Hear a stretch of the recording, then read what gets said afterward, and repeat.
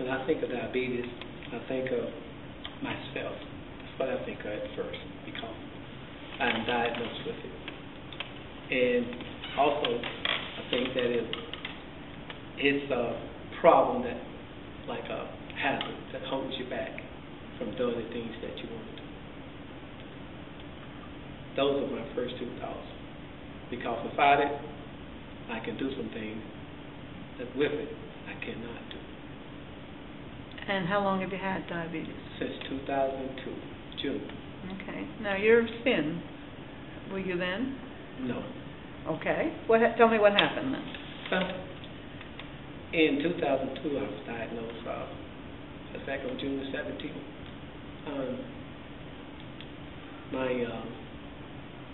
I was driving and got dizzy, and didn't quite understand what it was. So I pull over, call my wife, and said, "I'm dizzy. I'm going to go to the emergency room."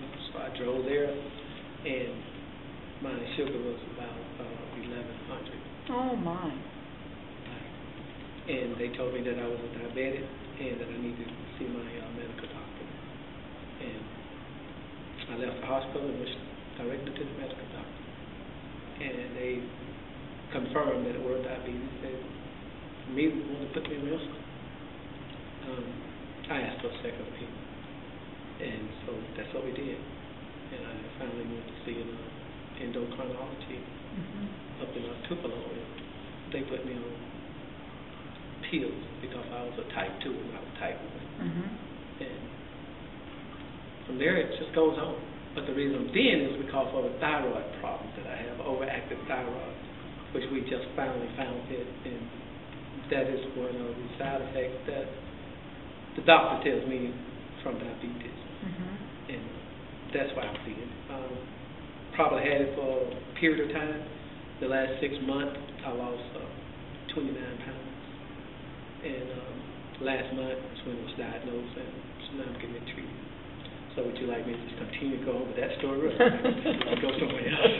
We'll go someplace else. Okay. I have to tell all of your business. But that's what happened to my weight. Okay. Because I think you're actually thinner than when I saw you back in the earlier winter. That's 29 pounds since I saw you before. That's a lot of weight. That's a lot of weight. And it had me stressed, and then it kept my blood sugar high. Yeah. Because it does keep your blood sugar high. After I found out the symptoms that it gives, that's how we know that it is Graves' disease, which is overactive thyroid. Putting out 3 times as much iodine into my body. All right. But I'm taking treatments right now, and eventually my weight's going to come back. All right. We'll destroy that thyroid. All right, so tell me about the red onion, because you got the red onion shirt on. The Red Onion is the restaurant that my wife and I opened up in 2008. Yeah. This is a dream of hers. She's a baker and also a chef, and she loves cooking. And so we decided that we would open this restaurant. And so that's what we did, and we open every weekend, Friday, Saturday, and Sunday. All right, just on the weekend. So that's right, to everyone. I've got to arrange to be here on the weekend, because I'm always here during the week, and then I usually leave on Friday. Yes. So that's why I haven't been to your restaurant yet. Oh, that's fine. Now, one of the days we might be open to the week when you be here. Well, and where's the restaurant? Is it in Oxapater? No, it's located 4 miles south of Louisville, on Highway 15 south. Okay. Then you turn on Young Crossing Road, you go 2 miles on the right. Okay. It's actually in Louisville. Okay, well, it's not far at all then. No. Okay. And so do you have healthy menus? Sure. We have healthy menus. We serve food from all over the world, but mainly Cajun style. Oh, really? Yeah. But we have some healthy menus there, along with other food. But I eat a lot of healthy meals at home. Do you? Yes, I do. Is your wife be a chef at home too? She's a chef there. Yes, she is. She prepares my food and makes sure I eat healthy. Okay. Now, do you get exercise? Yes, I do. I walk every day, and sometimes 4 to 5 miles a day. Really? Yeah. There's hardly ever a day that go by that I don't walk 2 miles. Because I farm also, and I have cows and horses, and I'm out there in the process. So that gives me the exercise. Well, you're a busy man. All the time. Yeah. Which is good. Yeah. So tell me about your farm. On the farm, we raise beef cows. Uh-huh. First, number one. And so I love animals. So those cows are very gentle because I'm out there with them all the time. I found out that if you're out there and you spend some time with them and you're feeding them, then they're going to get used to you. Mm-hmm. And so you can handle them when you get ready to load them, Mm-hmm. sell them. You don't have near as much problem if you do with someone that never attend them. Mm-hmm. Cows. Mm-hmm. And so that's the farm. The horses, they're there around the house. There's 6 of them there, and the same thing. I'm out there feeding them, petting them, riding them, just whatever it takes to keep them gentle. And that works out fine. Mm-hmm. And that's what we do there. And the other thing is we fish around there because we have some ponds. They drink water from them, but we also fish out of them Mm-hmm. because they're big ones to fish. So you born and raised right I here? was born and raised right here in Louisville, just about half a mile down the street from here. So- Doctor's office. You've been active all your life. All my life. When you were a young boy, how much exercise did you get then?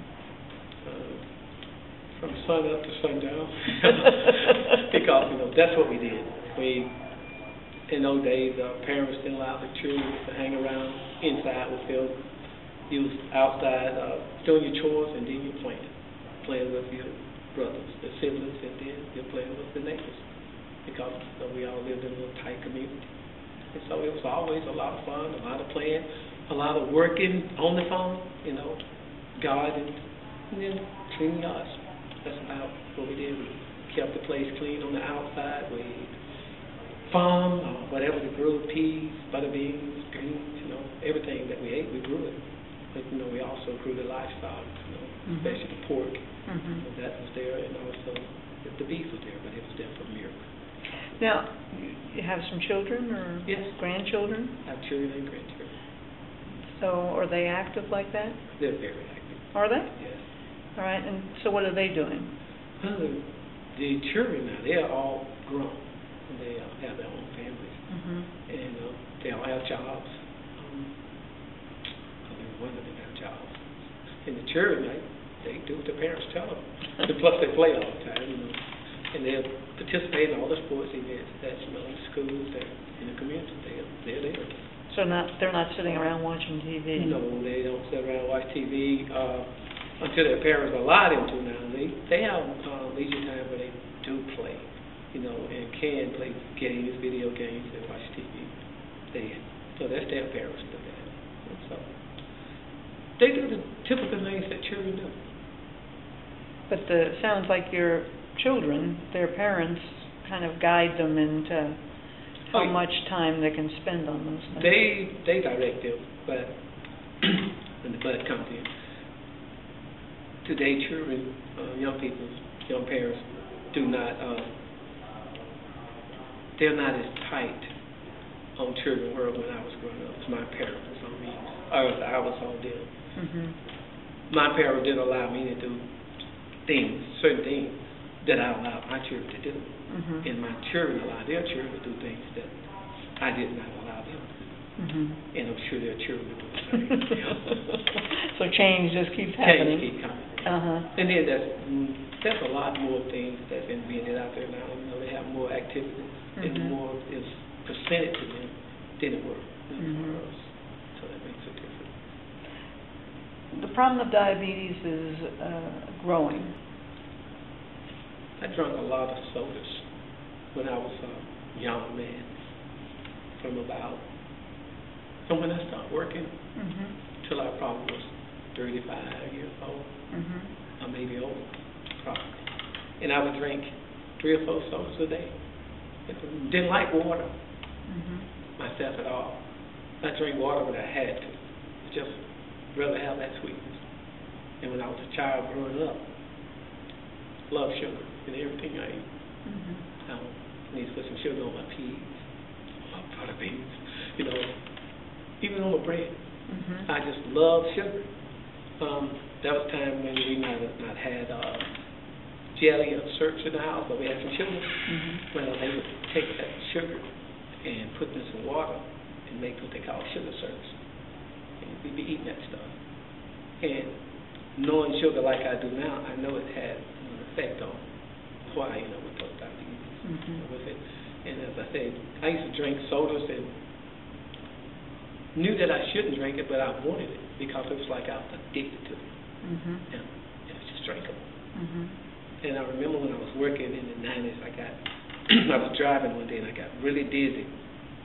And I just didn't understand why I was getting that dizzy. So I stopped and asked the coworker, "You drive?" He said, "What's wrong?" I said, "I'm dizzy." I said, "I don't know why." And when I was diagnosed, I found out that usually an individual have diabetes 5 years prior to not diagnosed, and I knew that's what it was after that. So you probably had the disease a long time before it was actually diagnosed then. Right. Yeah. I was 45 in 2002, so I feel like I had it around 40. I was 41. What do you think we can do in the community to stop this, to make a change? To educate people, as we all are trying to do, to let them know that they should eat healthy, stay away from the foods that causes your blood sugar to excel. And as long as you educate them and bring the classes in and try to convince them to come out. And once a person understands what it does to you, a lot of times they make that change themselves. I don't want to eat that honey bomb every day now like I used to get with that soda. Because I know that it's not good. It's going to raise my blood sugar. My glucose is going to go out. It's going to go off the thermometer. You mentioned something a minute ago that's kind of interesting. You said food additives. You're talking about adding flavors and things to food. And that we do that a lot now. A lot of things, the taste isn't, if it says it's strawberry, it may not be any strawberry actually in there. Yes. Do you think those things are addictive? Yes, I really do think they are. At the restaurant, I know people that are coming, they want, for instance, dessert, and they want strawberries on it. And so, well, we don't have any strawberries, but if you all have any of that strawberry flavor, that'll do it. So they're addicted to it. They're looking to have what they want. And usually, we're in the restaurant business to make money. So sure. That's what you want. We're going to sell it. Yeah. But you have a healthy choice. Yes. It's not like that's the You're only not thing. You're not forced to do it. It's your choice. Yeah. And that's what everything we do is our choice to do. Yeah. Do you think there's things that, well, let me ask you this. You for your restaurant, you probably buy your groceries local? Do you buy them here in? We buy some local, but most of our food comes from U.S. food. And then the other that we get come from like Sam's Club. Okay. So you don't just buy things? We don't buy everything local, but we do buy some things local.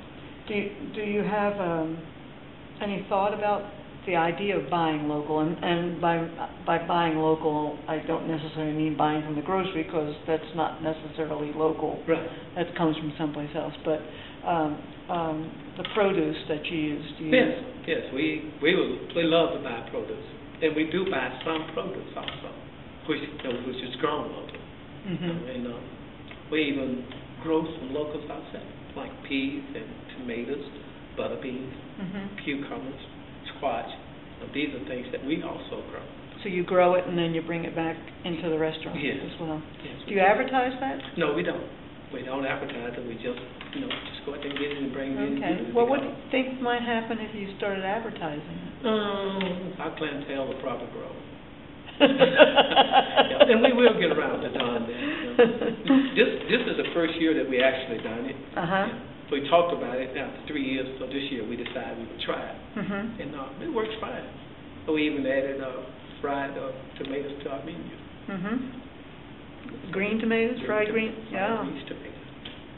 We do it as an appetizer, so that works out fine. And how many orders do you get? People love it. They come and they love those fried green tomatoes. So we are looking, we have a local producer here in Louisville and North Payton. And so we go around to those. And we're looking for greens, cabbages, and things like that. And so we're getting where we're going to use more, and we will start advertising. Hey, it's local grown, and that makes a big difference. Are there other local products that you could get and bring in? I mean, you have cattle local. I mean, so you could get your meat local, but we usually buy that from one of the stores. It's already processed. We can take it to a slaughterhouse, but right. But we hadn't did that. We actually thought about it because we thought about getting some lambs once and taking them local. We do the cows the same way. But the government do pretty good on inspecting their food, especially the beef. Yes. And I don't know how many guidelines that would be involved in that if we decide to do it. Yeah. Well, and might be a way to cooperate with the co-op, the self-help group to get some links for some products. Do y'all produce honey? We don't produce it, but it's grown local.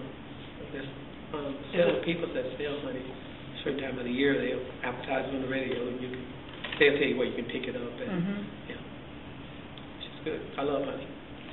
Well, I was remembering my own grandfather who used to have bees and have honey, and it was a thing that a lot of people did at one time. And